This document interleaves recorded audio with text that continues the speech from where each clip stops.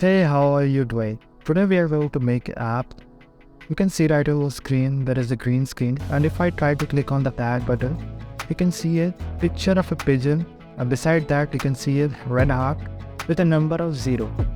And if I try to add more items, you can see right on the screen, there is another item added on the screen. And if I add third item, that I can see a cow picture, then a horse. These all are items added at random. You have been wondering how do I make this app. I made this app using a React, which is a totally flexible and a good framework to work with if you are trying to build your front end.